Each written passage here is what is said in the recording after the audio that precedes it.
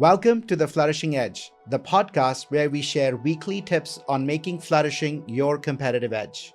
I'm Ashish Kothari, your host, and each week we'll dive deep with flourishing experts, change makers, and executives to share best practices that can help you unlock higher performance through science-based interventions.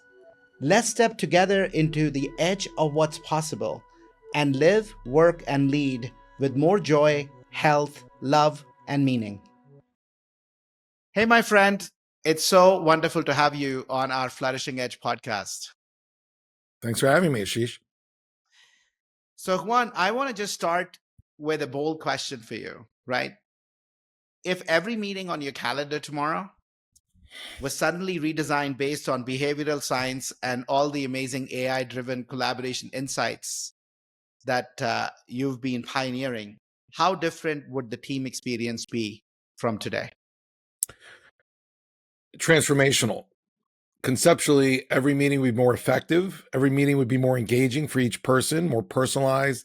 You'd have a higher vibration of energy, and everything would be in tune and aligned with what motivates people and how they like to work, communicate, and engage. I'll give you an example. Imagine laying out your agenda differently based on what would be engaging to each person, the order of the topics, how you present, whether it's directive one-to-many or ensuring a group discussion or starting with brainstorming, presenting in a more conceptual versus detailed way, depending on if the group is detailed or conceptual. Imagine knowing going in who's not going to speak up and who's going to have difficulty expressing themselves, so you can draw out those person's insights, and every meeting making sure that everyone is seen. Today, that doesn't happen because people don't know who's speaking because they're aggressive versus who hold back because they're not very aggressive. You get rid of conflict. You'd know who's going to butt heads with you in advance and prepare for that. And you know how to better assign action items at the end instead of asking everybody who wants to take what. Actually know who's the best person for every action item going into the meeting and even during the meeting. Wow, that does sound wonderful and quite different than the reality today, right? Where majority of the people, when they asked, would say at least 30, if not 50% of their time in meetings is complete waste. We don't get anywhere. There are lots of conflicts. John Betancourt, everyone, founder and CEO of Humantelligence and creator of Ask Aura. Juan, you and I met as part of a collective that Ian Ziskin had pulled together. And back then, that was the pre-AI age, but you were already doing some really amazing work around helping teams really get to know styles, communication styles of each other, right? Type that and really use that as insights to help them be able to communicate better. So I want to start with a little bit about the journey, your journey, that got you to really focus your life's work on helping people communicate better. What was your journey through all the leadership roles, through consumer brands, executive search that got you here? Yeah, I'm going to pull out. I mean, there's been several, right? And every organization I've worked, I've learned different things, what to do, what not to do. I mean, every opportunity is an experience and a learning. But the three I'm going to call out are the following. Proctor Gamble, my time at Wharton Business School, and doing executive search for Korn Ferry and Heidrick and Struggles. I'll start with Proctor Gamble. I'm 22 years old, just graduated Harvard University, and, I think I'm hot, and I had my, handed to me because I worked my butt off for 2 years to go from an assistant brand manager to be promoted to a brand manager. And I'll never forget the day that my boss sat me in the seat to tell me, you're promoted, we're going to announce it next week. And he said the most important thing that I had ever learned up until that point, which I still carry today, he goes, but now that you're going to be a boss of these 5 assistant brand managers, now it's going to be the hardest thing you've ever done. And that was contradictory to what I was thinking. I always just assumed being the boss is easy because you just tell people what to do. And he goes, it's not just he literally was like reading my mind. He goes, it's not telling what people do. You will now have to adapt your style of communication you will have to adapt how you lead, how you manage to each of the 5 people. So you have to become 5 different Juan Betancourts. And I just sat there for a minute and thought, wait a second, that goes against the face of what a boss is. But no, Procter & Gamble actually figured out what a great boss is. It's someone who changes and can meet every subordinate where they're at and not be one way, but actually being very agile. Agile leadership was real, and Procter & Gamble had figured that out like 130 years ago. Hence why they're one of the best run companies in the world. Oh, and by the way, how ironic, they have more CEOs in the Fortune 500 than any other company in the world, right? Meg Whitman, eBay, Jeff Immel, GE, Steve Ballmer, Microsoft, the 3Com guy, the Intuit founder, all these are P&Gers and several companies in technology today. And so that was the first time I learned about leadership, team effectiveness, and how understanding people's personalities and their communication styles and what motivates them, that it's real. It's not fluff, right? And these are the business unit managers who believe this. This was not HR telling us to do this. The second example would be Wharton Business School, where we were assigned random teams in our section of 60 people to work with. Now, here you have arguably at the time the number 1 business school in the world, and everyone had been top performer, right? Probably a top university, and then the top performer for 5 years. So everyone has attitude. Everyone's process and the way they did things always worked for them, and they were always successful. Now you're putting people who do things differently together to work.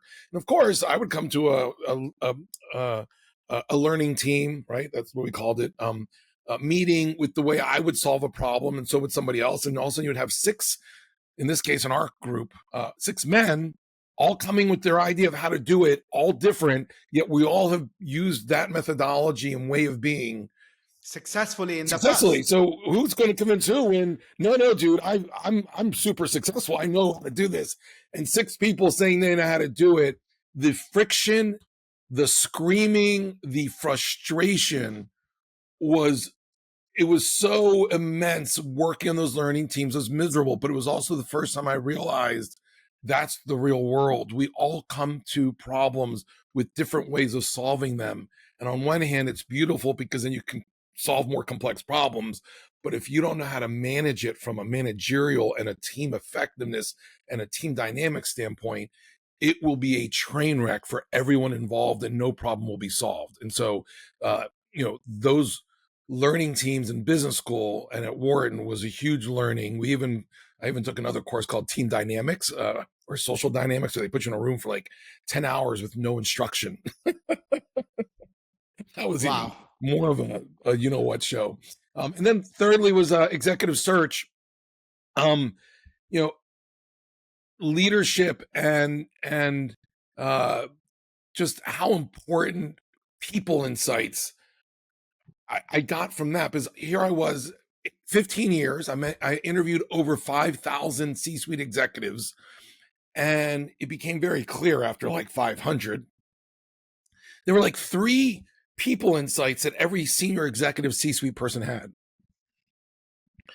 And it was good judgment, right? It was an insight. If I could identify people with good judgment, right? If I had an insight that someone had good judgment, they would be great leaders. So companies, if they don't have the insight about their employees on who has good judgment, they'd never be able to figure out who the good leaders are. But a lot of times in the lower level roles, it's not about judgment, it's just about execution and skills base.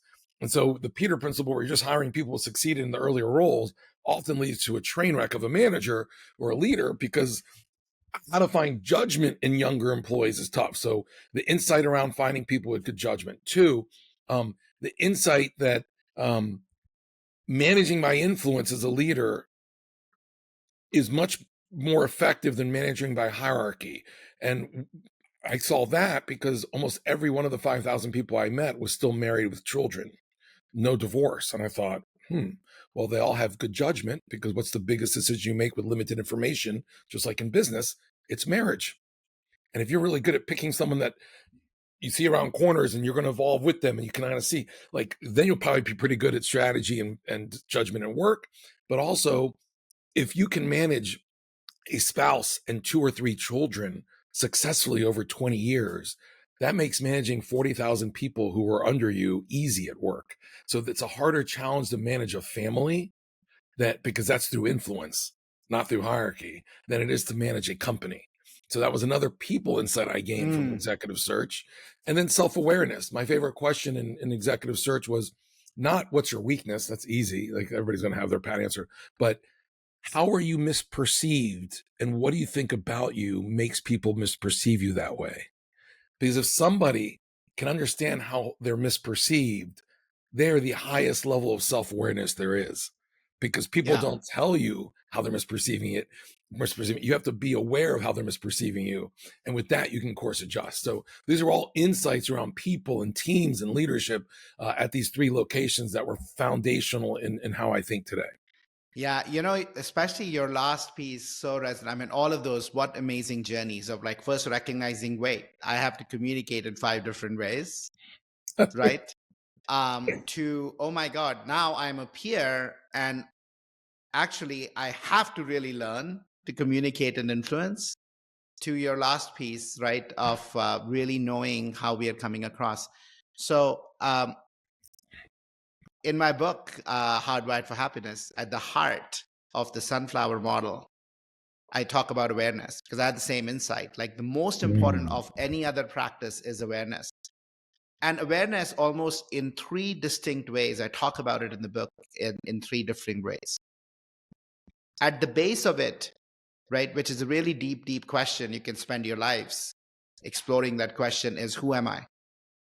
Who am I beyond my name, where I was born, you know, the gender I identify with, where I went to school? Who am I? There's a second piece, which is somewhat easier for people to get to, right? The first one can take a lifetime, and people are like, I don't actually know what you're talking about. But the second one, it's easier for people to get to, which is what kind of a unique observer am I? Oh, interesting. Yeah. If you and I see the same event happening, how would I experience it versus you experience it? We see it through our beliefs. We see it through our life experiences, beliefs on what's right, what's wrong, what's fair, what's unfair. Is it a threat or is it a friend? Will we be okay with this or not? So our lenses shape our reality. Anais Nin said, we see the world as we are, not as the world is. Correct. So become aware of how you're seeing the world.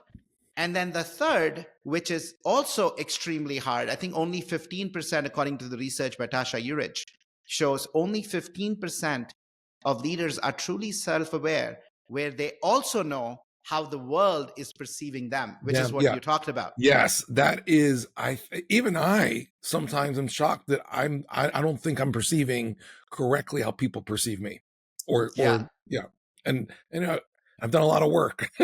It's still not easy. And really, you know, oftentimes people think about communication as how do you do things out there? But I think it all starts with knowing yourself at all of those 3 levels, right? Who you are, the stories you tell yourself, and the stories other tell about you that might Correct. not actually they tell you, but that's what's in the water. Yes. So my friend, human intelligence really centers on behaviors, motivators, and work energizers, right? You've done a lot of research science around type, almost like strength finders. Everybody has a type. Yep. And you created that framework. So I would love for you to go a little bit into that and how that is actually different from, you know, other psychometric frameworks like DISC and MBTI, and, you know, there's so many out there. But talk a little bit about the framework you all use and the differentiation of that. I'll try to keep it high level. So to be clear, myself and my co-founders did not come up with this psychometric instrument, this scientifically validated instrument. We bought it from a team of scientists who had developed it over 40 years. Okay. There are about 30 tools out there, instruments that have been validated. It's hard to actually come up with one that's about 90% accurate. And that's why you haven't seen new ones come up in 15 years. And so 90% of the tools in this world measure behaviors. Okay, that's what they call behavioral science. You have how you show up. How you show up. right? DISC, predictive index, strength finders, caliper, Clifton strengths, etc. They're easy. It takes 8-10 minutes, and a lot of biopsychologists did this to show how someone shows up. However, to get under the iceberg where you want to see what drives your behaviors, so your values or motivators, those words are used interchangeably often, values and motivators that drive behaviors, those tests took a lot longer. And so scientists, many years, tried to get high accuracy of 96% or higher. And so tools like Hogan, Lominger, SHL, there's about 7, measure those things at like a 95% level.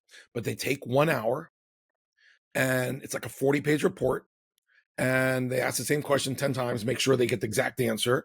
And unfortunately, they cost like $1,000.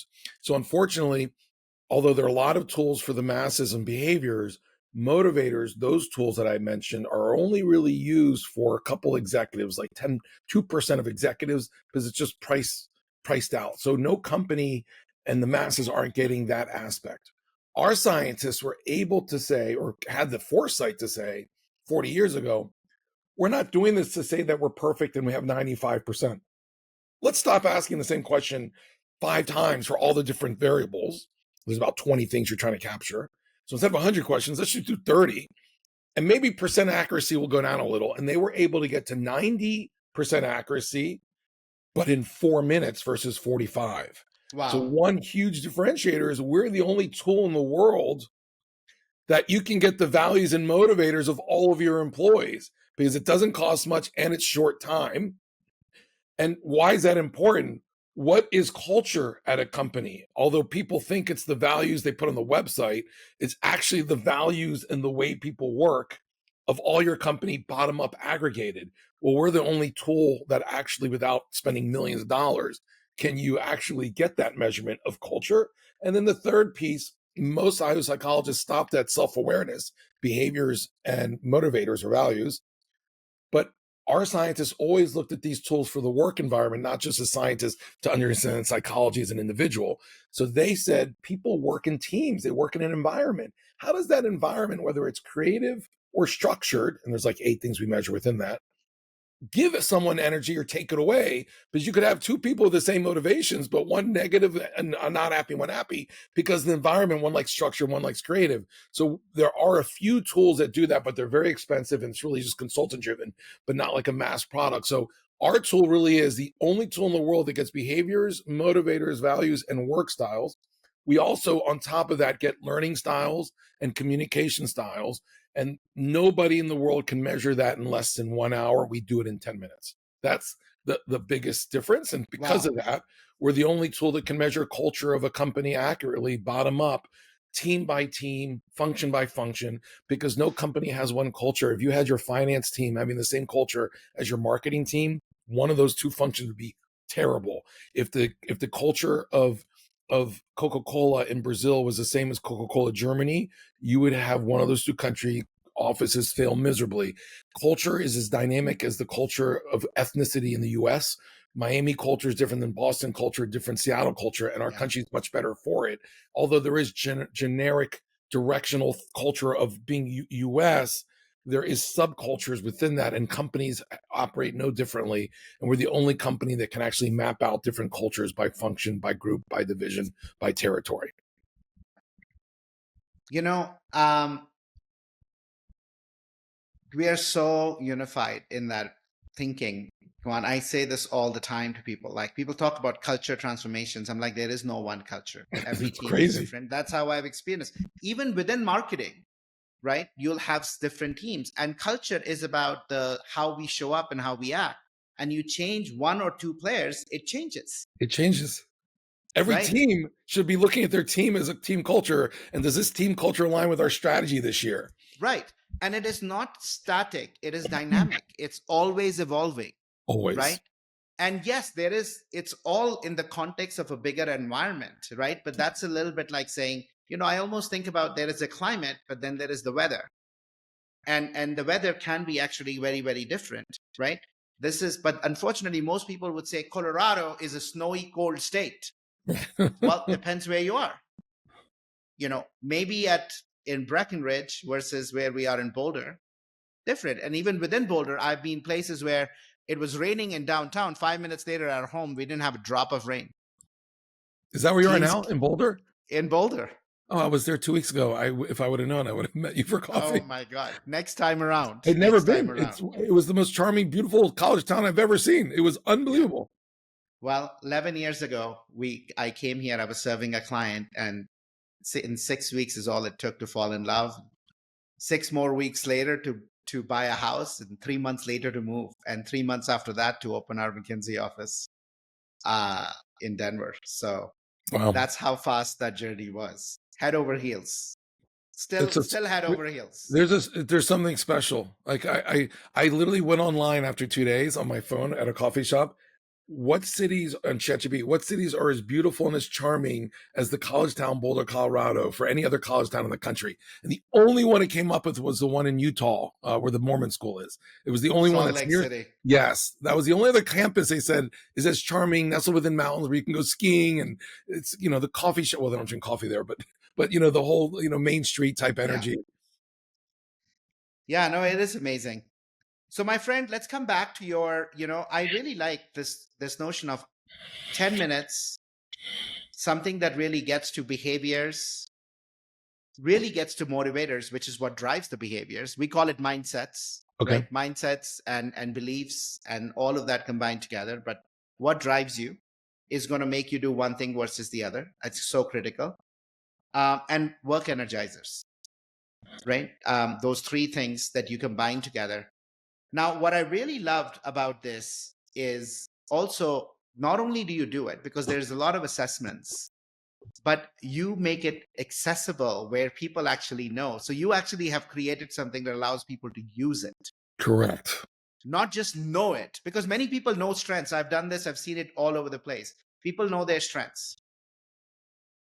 But then 3 months later, if I ask, hey, do you remember what Juan's strengths were? No. Of course I don't remember. I've got all this other stuff going on. How do I remember? Same's the story with DISC, right?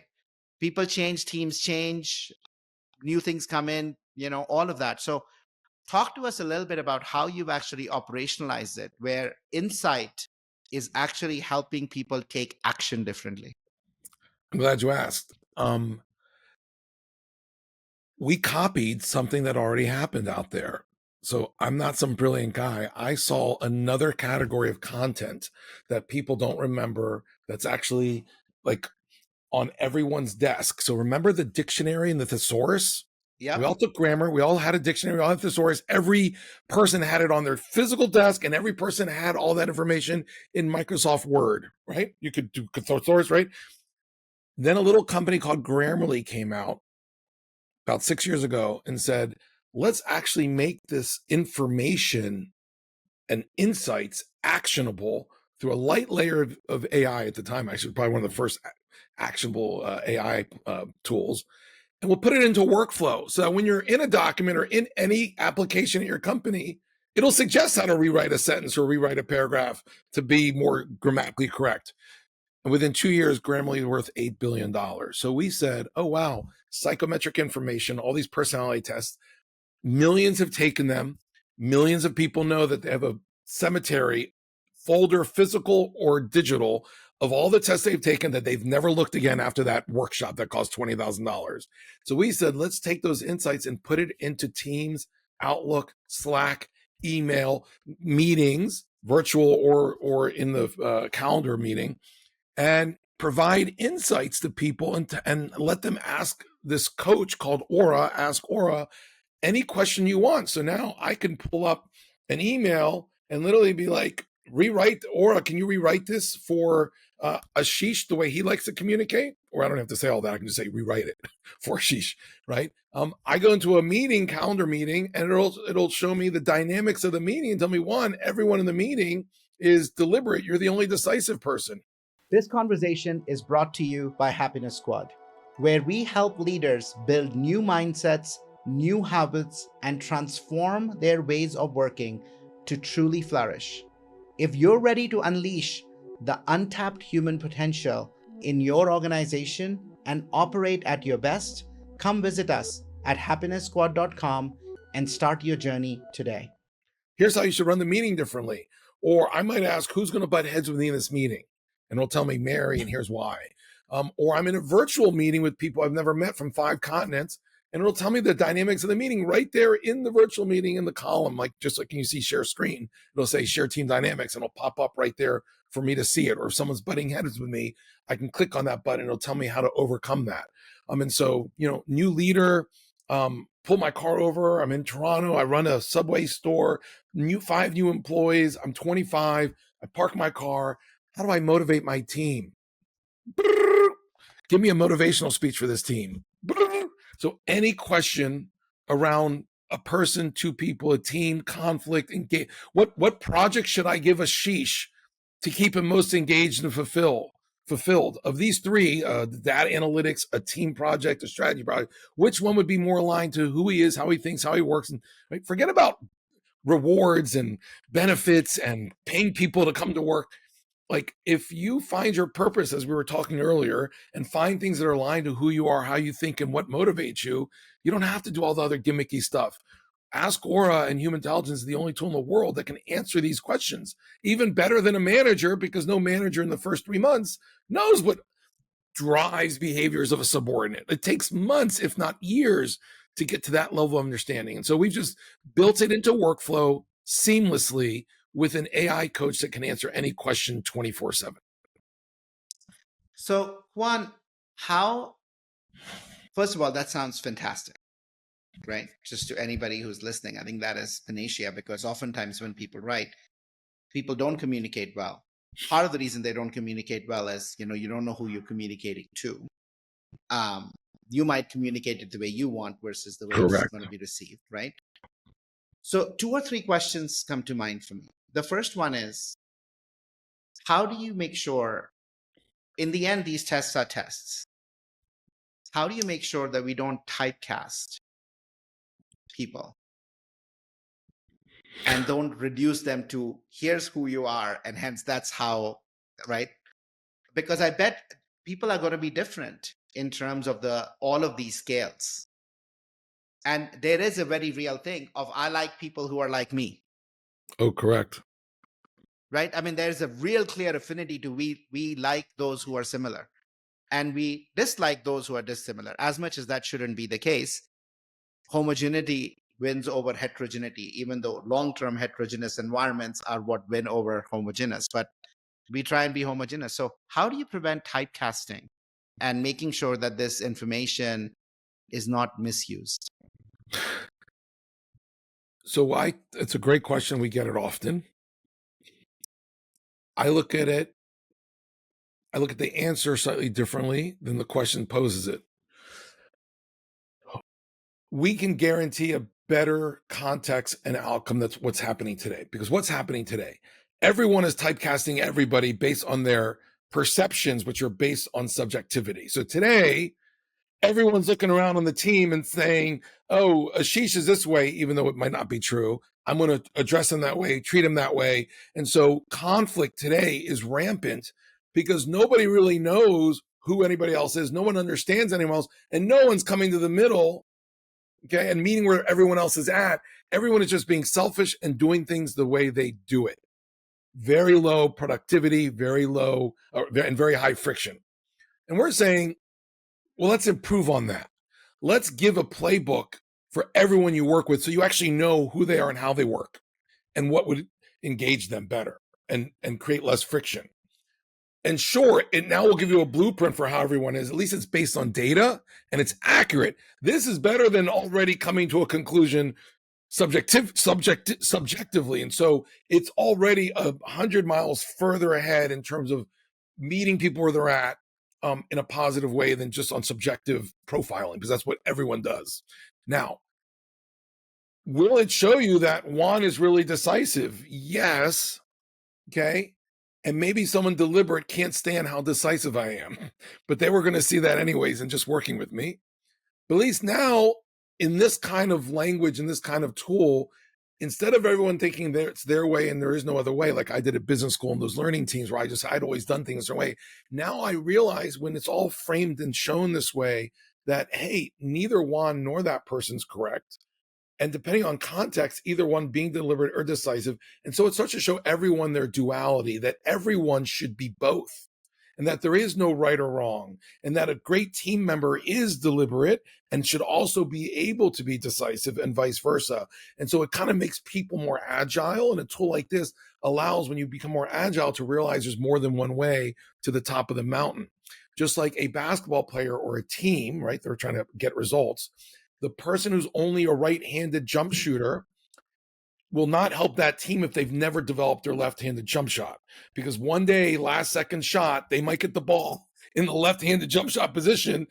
Well, if they can't make that shot, they'll never make it to the NBA. But all the NBA players who were right-handed when they grew up and couldn't shoot with their left, by the time they've gotten to the NBA, they've applied this idea of duality, and now they can do everything with their right and their left.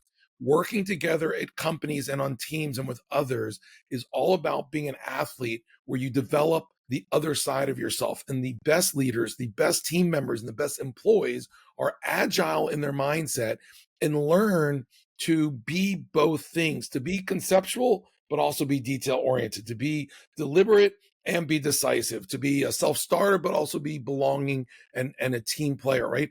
And so our tool actually allows for this to happen and gives everyone the language and a process day to day to change behaviors around this. So Yeah. it's not perfect. And someone could conclude, oh, his report says he's decisive, therefore he doesn't know how to do other things. But it's only in knowing your strength and where you need to develop that you actually have the potential to. So we're just giving the potentiality for everyone to be their best and every team to be their best. Today, that is not happening. Mm. Yeah, and and it is true. People have perceptions, and you're bringing in data, right? Um, you're giving an additional kind of grounded perspective. Let's just call it that, right? Data is data. It's only one part of the truth. It's the way we might show up. Like here's a great example. That interview question I gave about when I was an executive recruiter, I always ask that question: how are you misperceived, and why is that, and what is it about you that makes people misperceive you? I always ask at the end, because I already knew, as a check and balance to myself, every time someone got on an interview with an executive, I'm a human being. I have perceptions. I'm gonna project on that person a tick or this or a hesitation or the way they speak that they're not good or they're this. And we all do it, right? Even involved people like myself, right? And so I'll never forget, there were several times where someone would be very delicate and not be very aggressive. And I'm thinking, God, my private equity client, this is a turnaround. The CEO's a fire breather. They need a CFO woman who can really push back. And God, this woman, every answer, she's so polite. Like, she's not good for this. And the whole interview, she answers every question correctly on content, but in style, she's not a good fit. And I'm just concluding this. So at the end, I asked her to catch my own misperceptions and judgment, because we all have it by default. I said, hey, how are you misperceived, and what is it about you? And she goes, oh, well, I'm misperceived because I come across so sweet and gentle. People don't think I'm a fire breather and I can't handle tough people. But, in my career, I work for this person, and these things happen. And within 3 minutes, she had me convinced that she was the best person for the job. If I hadn't had that data at the end because of that question, I would have never presented it to my client. Wow. Now that is a very, very powerful story. And what we use a framework on flourishing, one, as called Pearl: purpose, energy, adaptability, relationships, and life force, right? These 5 key attributes that can help teams, individuals, and organizations be at their best, right? Imagine workplaces where people find meaning at work versus it's just a way to earn a paycheck. Imagine if the way we communicate energized us rather than drained us. Imagine if we could be adaptable. We could change, like your conversation, like what we're talking about. We could adapt to the circumstances, to the people. We could learn. Imagine if we could create psychological safety and belonging, real inclusiveness.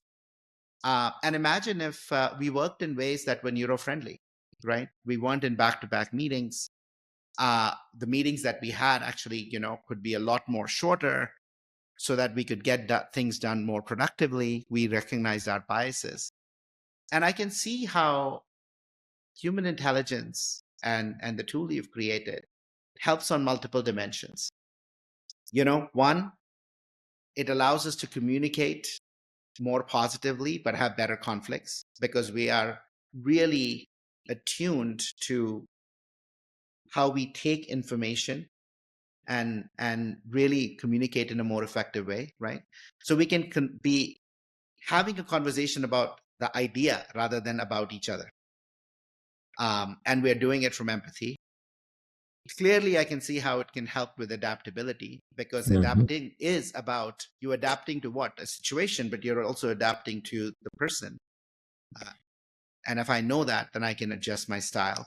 In fact, that's one of the key things. I've been reading this book called Super Communicators by Charles Duhigg. And this concept of matching, I think, really came up, which is really, really powerful. And super communicators are able to adapt. They're able to match the emotion of the other. They're able to actually have the conversation that needs to be had. Is it a cognitive, contextual conversation? Is it it's a decision-making conversation? Is it an emotional conversation? Or is it really a conversation about who am I or who are we? Ashish, what is hilarious is there's one area in life that every human being does that without even thinking: marriage. Yes. Because you understand your partner so well, you know if this should be an emotional conversation, a data-driven conversation, and before you come with a positioning or an argument, you already know how that person will react. So you adapt. If what we've created at Humantelligence and Ascora is the ability, the tool, the playbook for everyone at work to treat each other and work together as effectively as a husband and wife after 5 years. Yeah. Well, I think, and I would say those who do it, husband and wife, are those who stay together. But For look at sure. Gottman's research. That's not the reality for most marriages. Right. And if they don't the do successful it, ones. yes, if they don't do it, they will be divorced. Just like in work, if you don't do it, you will have massive conflict for the same reason. Yeah. And unfortunately, while, 50% of marriages end in divorce, I think if we look at the realities of our workplaces, only 20% of people are thriving, right? 60% experience stress daily, 22% are burnt out. Our workplaces are fundamentally broken. So, I mean, I love how this work and what you've created helps around energy, helps around adaptability, can also help around relationships because belonging is about accepting the other, right? Creating an environment to accept the other, understand the other, make people feel, when people feel understood, they feel they belong. They don't belong because I'm like everybody else. If I have space to be understood, I feel I belong. So I love that about what you've created, and I can't wait to introduce it to more of my clients. So let's talk a little bit about the impact and the benefit. So tell us a little bit about, clients where you've implemented this and what are the kind of improvements that you're actually seeing that are measurable with and over what period of time? Yeah, so we launched the Ask Aura tool, which really brings it to life. It gets used about 12 times per person per month. So almost every 2 days, someone's asking a question about understanding someone or rewriting an email. And so pretty huge results. And what percentage of the people in the population use it? Great. So you make it voluntary because it is personal data, right? And so we get 92% of people take the assessment. And for every month, 40% of people use it. For every quarter, 68% of people use it. So over a quarter, 2/3 of people are using it about 12 times a month. And over a what period, Tuan? We've done this now for 8 months. We've been tracking it since we launched the first couple companies. And the usage is consistently high. It's maintaining at this level. Amazing. I mean, there's some super users, but the average is that 12 times per month and 68% of employees. Amazing. And what are the results you're seeing as a result of it? Yeah, so it's hard to go to and say, oh, well, there's an ROI of $6,000 or the productivity, but we do get meetings. We do surveys of people after every month, asking them about, did you improve a meeting? Was it a meeting more improved because of this tool? Did it help you lead a meeting? Did it help you and your boss or your subordinate work better together? So we're getting about 90% yes on working to get better together with a boss or with a subordinate. We're getting about 90% of meetings when people use it for meetings, making the meetings more effective and productive. So, those are the qualitative results that we're getting in addition to the usage. It's hard to say that, revenue or cost will go down. I mean, this is, it's around soft skills, right? And it's hard to point to things and measure them, right? Even the McKinsey study that showed that 40% of emails cause friction. It's hard for us to go in and then show, okay, well, we reduce friction through email by this. We just know people are using it for email rewriting, 30% of the time now when they do use the tool. For people they don't know. Obviously, you would not use the email rewriting if you already know the person. But if you don't know the person in a large organization, you better use some tool that helps like the message get rewritten the way the audience likes to receive it.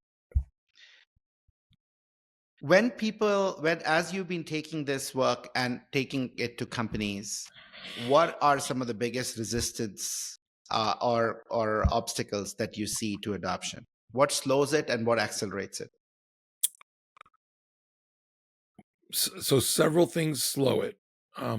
One is it's just new, and HR typically buy things that are already proven because you ask most employees at large Fortune 500 companies, what's the name of your CEO? They all know the name. Who's the name of your CFO? They all know the name. When you ask employees at large companies, what's the name of your CHRO, your chief people officer? They have no idea.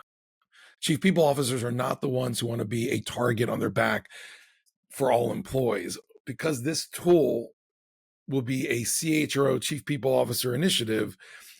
They're very uncomfortable rolling out software or something that they're not typically known for software to all employees, right? That if it doesn't work out, people will associate a project with that person. And so it's not the most innovative group that likes to be seen. This is a platform that will bring transparency to everyone. And so that psychology of the buyer is just hard to overcome.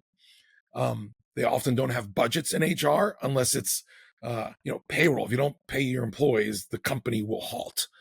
This is a tool that if you unplugged it, the company won't halt. It might not be as effective. Leaders might not be as good. Teams might not be, but no one's going to get fired if you unplug it. Whereas if you unplug it, applicant tracking system, a payroll system. So the software that HR has been buying have been more mission critical painkiller, because there's pain if you don't use it, versus a vitamin and a preemptive prescription like ours, right?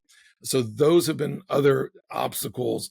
And even just getting someone's time, their mind share, right? Like, getting a group of 10 people in HR to do a trial, it's hard to get people's time. Like, everyone is already overwhelmed, too much on their list. It doesn't matter if a tool's transformational. Something new means more work and more than 40 hours a week. But they're not going to cut something out. They're already overwhelmed. So we can have the cure for cancer, but it would be more work. And so people, I think, just don't want more work, and they'd prefer to just do well on what they have on their plate versus bring on new plates. So those are all kind of things that have constrained us. Now, what's in our favor is every company wants to move towards AI, but they don't know what to use. And ours is the first AI that makes work more human, that doesn't replace people. It enables people. It's the first AI that HR can work with IT and say, hey, together, we're bringing AI to the company. And so HR has never really had a seat at the table for like 30 years. They now have a seat at the table, but they've never been the most innovative, transformational driving group. Now HR can literally be the most innovative, technologically transformational function, which is unheard of. So it's a chance for those innovative HR leaders, those courageous HR leaders, to take a product and really become the future of a company through and the AI educator. So there's an opportunity as well. And that's the ones who are buying our products see that opportunity to leave their mark and have more impact on the company than just payroll and benefits. So my friend,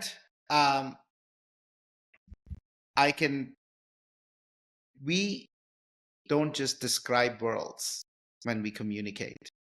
We generate worlds. Yeah, we manifest it. We manifest this, we create it, right? We create it. Agreed. And language is generative. And unfortunately, a lot of language today is wielded unconsciously, unconscious about the other person, unconscious about how we are perceived. And as a result, a lot of communication today is miscommunication. Even though we want to gather the same things, we are not able to communicate effectively. And in that is what often creates conflict. Through that is what often where we lose innovation, our ability to collaborate, where we feel energy drains. And so I appreciate the effort that you all are leading in the space of flourishing to be able to help people communicate more effectively. It's not about doing more, but it's about doing better. Yes. And through that, frankly, hopefully do less, because now I don't need 3 times the number of meetings where we've had the same conversation.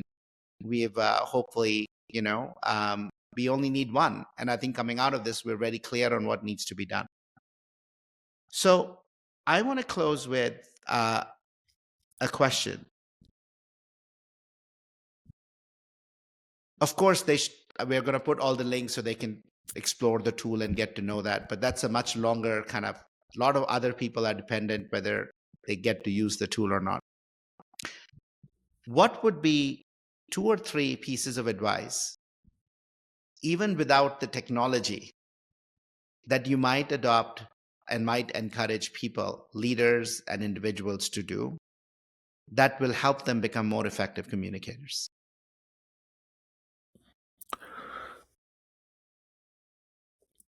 So I'm going to give 2 examples or suggestions. One is that thing I learned at Procter Gamble, where if you have the mindset and the framework that everyone on my team, and then expand that to everyone at the company that I work with, doesn't matter my level in the company, if I'm the boss, the VP, the CEO, I need to come to that meeting, to that collaboration moment with the mindset that I need to meet them where they're at. Because so many people just rely on their title and they get lazy. And if they can have the attitude that Procter & Gamble taught me and every other great Procter & Gamble leader or manager, you have to have the mindset that you need to change for every person. The same mindset we all have when we get married to our spouse, that for certain things, I need to meet my spouse where they're at and communicate it the best way it's going to be for them. This will make the workplace a lot better. So that's one suggestion, that it's not even a technology thing.